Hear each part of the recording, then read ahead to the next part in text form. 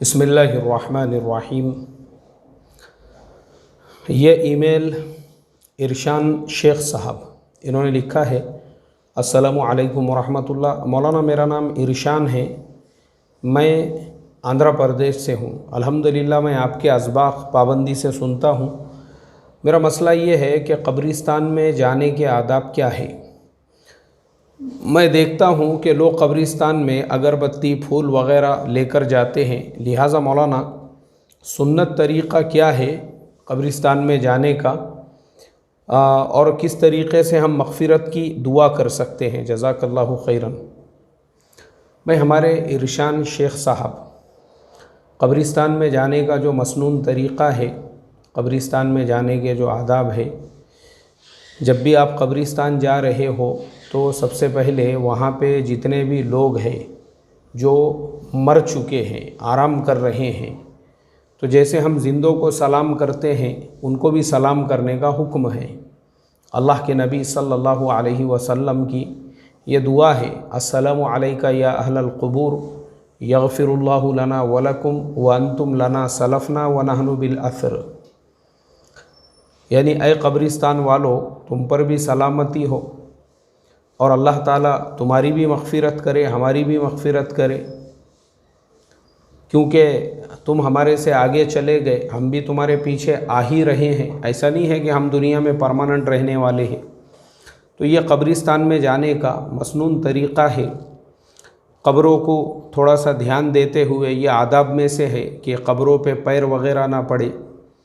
दूसरी चीज़, लोग कब्रिस्तान में क्या लेकर जाते हैं ये किसी हदीस से साबित नहीं है, ना सहाबा का अमल है, ना अल्लाह के नबी का अमल है। जो लोग कब्रिस्तान में अगरबत्ती है, इसी तरीक़े से फूल वग़ैरह जितनी भी चीज़ें हैं, ये किसी हदीस से साबित नहीं है। बल्कि जो मग़फ़िरत का तरीक़ा है, यानी मग़फ़िरत के बारे में आपने जो लिखा है, उसके लिए कब्रिस्तान जाने की ज़रूरत नहीं है आपको।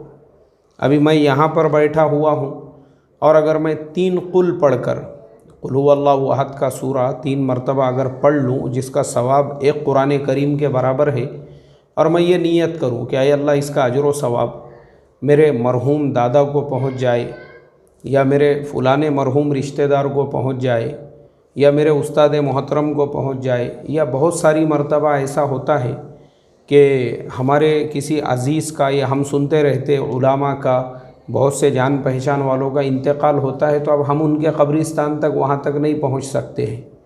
तो हम जहाँ कहीं पर भी बैठे हुए हैं, अगर हम उनके लिए पढ़ कर बख्शते हैं तो उसका सवाब उनको पहुँच जाता है। उसके लिए कब्रिस्तान में आपको प्रेजेंट रहने की ज़रूरत नहीं है कि आप उनकी कब्र के बाजू में खड़े रहकर पढ़ोगे तो ही उनको सवाब मिलेगा। अल्लाह तबारक व तआला की जो ज़ात है, वला युहीतूना बिशैइन मिन इल्मिही, हर चीज़ अल्लाह तबारक व तआला के अंडर कंट्रोल है। तो हर चीज़ पर जब अल्लाह की नज़र है, तो वो जो मरे हुए लोग हैं, जो मय्यत है, जो कब्रिस्तान में आराम कर रहे हैं, वो भी अल्लाह के इल्म में है। आपके दिल में भी अगर नीयत हो, ये भी ज़रूरी नहीं है कि आप हाथ उठाकर पूरे उनके ख़ानदान की लिस्ट गिनाओ कि आपने किसके लिए पढ़ा हुआ है। आपके दिल में अगर ख़याल भी पैदा हो जाए कि मैं जो पढ़ रहा हूँ इसका सवाब उनको पहुँचे, तो अल्लाह आपके दिलों के भी आवाज़ को सुन लेते हैं। तो ये तरीक़ा होता है। अभी जैसे मेरे उस्ताद मोहतरम का कल सुबह में इंतकाल हुआ, मुझे जैसी इत्तला मिली, बहुत सारी चीज़ें पढ़कर मैंने यहीं से उनके लिए मग़फ़िरत की दुआ की। तो वहाँ प्रेजेंट रहना ज़रूरी नहीं है।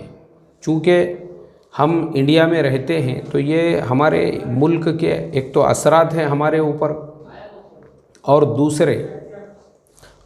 दूसरे जितनी भी बिदआत, जितनी भी खुराफात हमने अपने यहाँ पर राइज कर रखी हुई है, ये कुरान और हदीस से, किताब व सुन्नत से कहीं पर भी साबित नहीं है। तो इसके लिए आप अपने किसी भी मरहूम को कुछ भी बख्शना है तो आप दुनिया में जहाँ बैठे हुए हैं, वहाँ बैठे बैठे भी आप उनके लिए पढ़ सकते हैं, उनके बख्शिश के लिए अपने दिल के अंदर नीयत कर सकते हैं।